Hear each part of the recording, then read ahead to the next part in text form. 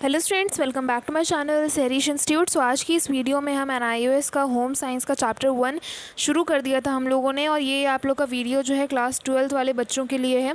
तो अगर आप लोग ने देखा होगा तो पार्ट 1 वीडियो में मैंने आप लोग को थोड़ा सा चैप्टर पढ़ा दिया था, एंड उसके आगे अभी हम कंटिन्यू करने वाले हैं। यहाँ तक मैंने इंपॉर्टेंस ऑफ होम साइंस वाला टॉपिक कवर किया था और इस वाले टॉपिक तक मैंने बता दिया था।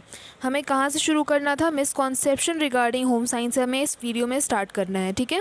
तो अगर आप लोग ने इससे पहले वाला पार्ट 1 वीडियो नहीं देखा इस चैप्टर का तो जाकर फटाफट से देख लीजिए, ताकि आप लोग का चैप्टर क्लियर हो जाए पूरा, ठीक है। और ये वीडियो क्लास 12th वाले बच्चों के लिए है, सीनियर सेकेंडरी, ओके, Nios के सीनियर सेकेंडरी वाले बच्चों के लिए। चलिए स्टार्ट करते हैं। मिसकॉन्सेप्शन, सबसे पहले तो इस वर्ड का मीनिंग समझ लीजिए। मिसकॉन्सेप्शन होता क्या है? मिसकॉन्सेप्शन का मतलब होता है गलत फहमियाँ, ठीक है। गलत फहमी को हम मिसकॉन्सेप्शन कहते हैं। तो यहाँ पे लिखा है, फॉर अ ले person home science seems For a lay person, home science seems to mean cooking, stitching and decoration the home. तो फॉर अ ले पर्सन, LAY, ये ले जो लिखा हुआ है, ले का मतलब होता है गंवार, ठीक है, अनएजुकेटेड। तो एक गंवार इंसान के हिसाब से होम साइंस का मतलब क्या है? कुकिंग, स्टिचिंग और घर सजाना।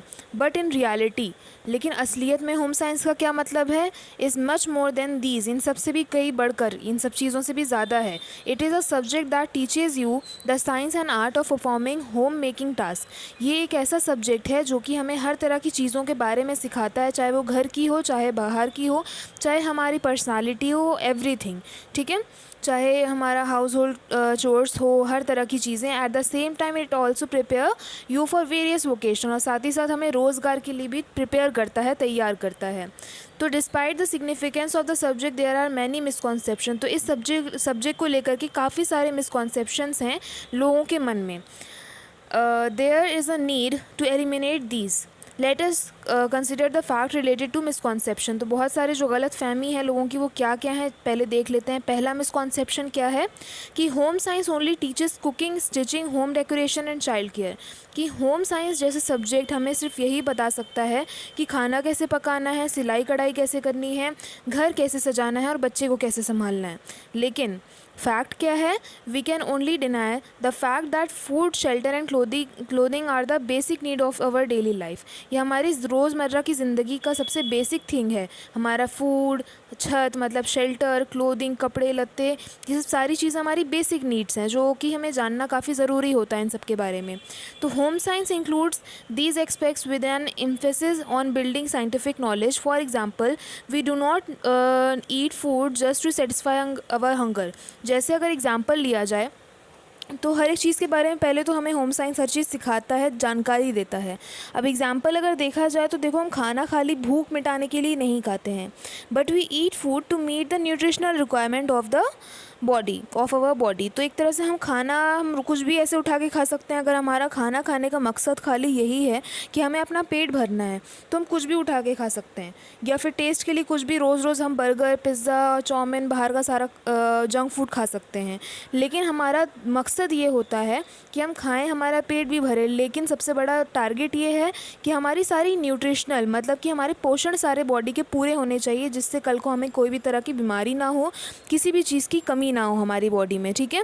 तो न्यूट्रिशनल रिक्वायरमेंट हमारी पूरी हो, उससे क्या होता है? That contribute for promoting growth and development. तो हमारी बॉडी की सही तरीके से ग्रोथ हो सके, डेवलपमेंट हो, और provide energy for doing various activities, और हमें ताकत मिल सके, क्योंकि अपनी लाइफ में बहुत सारा काम करना है हमें, तो ताकत मिल सके ताकि हम हर तरह की एक्टिविटीज़ कर सकें, हमारे अंदर एनर्जी हो।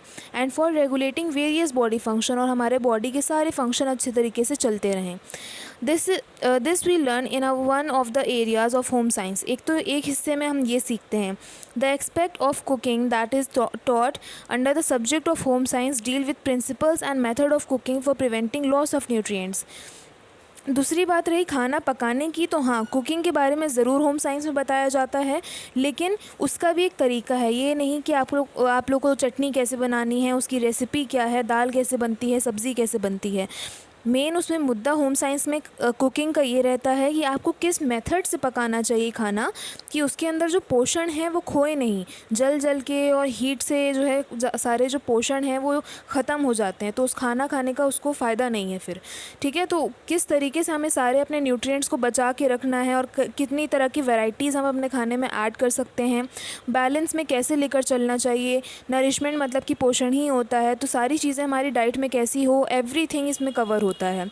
So the fact is that thought home science teaches cooking, it is based on the science and art of cooking. तो ये हमारा साइंस मतलब कि नॉलेज और एक तरह की आर्ट पूरी डिपेंड करती है कुकिंग की। तो similarly there can be numerous example of support the relationship of science and art when you will study about clothing, grooming, personality development, personal and environmental hygiene, management of resources like time, energy, money and energy, care of children and elderly. You will find that the principles of science are deep rooted in home science. तो जब हम आगे के chapters पढ़ेंगे तो automatically हमें समझ में आ जाएगा कि होम साइंस का मोटिव क्या है। They help to build scientific temperament for its application in daily life. This home science cater to betterment of mankind, अपनी ज़िंदगी को इम्प्रूव करने के लिए और सारी होम मेकिंग स्किल्स को इम्प्रूव करने में होम साइंस मदद करता है। ठीक है, अब आता है हमारा दूसरा मिसकॉन्सेप्शन। उसमें क्या बताया है, home science is meant for girls because they have to manage the home in later life. Home science जैसा सब्जेक्ट जो है खाली लड़कियों के लिए बना है, ऐसा मानना है लोगों का। कहने का मतलब एक गंवार इंसान के हिसाब से मिसकॉन्सेप्शन, उसकी ये गलत फहमी है ऐसे लोगों की कि होम साइंस जैसा सब्जेक्ट जो है सिर्फ़ और सिर्फ लड़कियों के लिए बना है, क्योंकि आगे की लाइफ में आफ्टर मैरिज या बिना मैरिज के भी लड़कियों को सारा यही सब काम देखना होता है। तो ये सिर्फ सब्जेक्ट होम साइंस जैसा सब्जेक्ट जो है लड़कियों के लिए है। तो असलियत क्या है, फैक्ट क्या है? Today there is a predominance of the nuclear family structure. आजकल जो है न्यूक्लियर फैमिली का ट्रेंड ज़्यादा चल रहा है। जैसे अगर हम शहरों वगैरह में देखें तो ज़्यादातर न्यूक्लियर फैमिली। अब न्यूक्लियर फैमिली कौन सी होती है? न्यूक्लियर फैमिली का मतलब है छोटा परिवार, जिसमें जैसे मम्मी पापा और उनके छोटे बच्चे, 2 बच्चे, 1 बच्चा, या बिना मतलब फैमिली नहीं है, अभी खाली हस्बैंड वाइफ रह रहे हैं, जॉब कर रहे हैं। तो इस तरह का ट्रेंड आजकल ज़्यादा देखने को मिलता है। इनफैक्ट शहरों में सबसे ज़्यादा देखने को मिलेगा। ठीक है, तो मोर ऑफ अच्छा, यहाँ पे सेकेंड लाइन है, the man and the women share responsibilities. तो इस केस में क्या होता है, अब यहाँ पे पूरा भरा हुआ परिवार तो है नहीं, न्यूक्लियर फैमिली छोटी फैमिली होती है, तो इसमें हस्बैंड एंड वाइफ दोनों को रिस्पॉन्सिबिलिटीज़ शेयर करनी पड़ती है। अब हर किसी की ये चीज़ नहीं होती कि हर कोई मेड लगा ले, नहीं लगा पाता, या कुछ लोग सेटिस्फाइड भी नहीं होते हैं मेड से, तो घर का अपना सेल्फ ही काम वो लोग अपने से ही करना पसंद करते हैं। तो उस केस में क्या होता है, हस्बैंड एंड वाइफ दोनों को रिस्पॉन्सिबिलिटीज़ शेयर करके काम करना होता है। तो moreover the number of wage earning home makers are gradually increasing, which means that there is a pressure of dual responsibility on women। तो अगर देखो आजकल के ज़माने में क्या है, औरतें जॉब भी कर रही हैं, हर तरफ जो मैक्सिमम लेडीज़ हैं जो वर्किंग हैं, तो उस केस में क्या है, वो जॉब भी करें, फिर शाम को आने के बाद वो घर की सफाई भी करें, घर का सुबह से लेके शाम तक का पूरा सारा काम निपटाएं एक बार में, है ना। तो ये सारी चीज़ें उनके ऊपर काफ़ी ज़्यादा प्रेशर बना सकती हैं। सो दैट्स वाई जो है अब ये रूल निकला है कि लड़के भी जो है काफ़ी ज़्यादा हेल्प लड़कियों की कर देते हैं, औरतों की।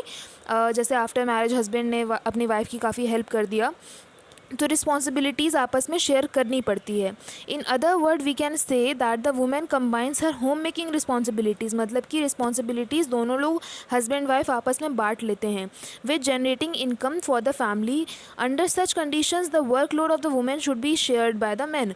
तो अगर कोई वुमेन जो है जॉब कर रही है और अपने पैसों की रिस्पॉन्सिबिलिटीज़, थोड़ा सा सामान मैं लाऊंगी, 1 महीने का राशन तुम लाओगे, 1 महीने का राशन मैं लेकर आऊँगी, या जिस तरह से भी अपना खर्चे का सारा ये लोग कंबाइन करते हैं कि किसकी क्या रिस्पॉन्सिबिलिटी है। तो एक तरह से इस केस में भी ये भी होना चाहिए कि वुमेन के ऊपर सारे घर की रिस्पॉन्सिबिलिटी ना हो, घर के कामों में भी मैन को एक तरह से कंट्रीब्यूशन देना चाहिए। तो home science orients and prepare both man and women to deal with various aspects of life. तो इसी तरीके से जो है लाइफ की हर तरह की चीज़ों के बारे में लड़कों को भी जानना ज़रूरी है, घर की सारी चीज़ों के बारे में भी लड़कों को पता होना चाहिए। तो ये सब्जेक्ट जो है होम साइंस खाली लड़कियों के लिए नहीं बना है, लड़के भी इसे पढ़ सकते हैं और 10 तरह की चीज़ें सीख सकते हैं। ठीक है, तो home science is beneficial for boys also.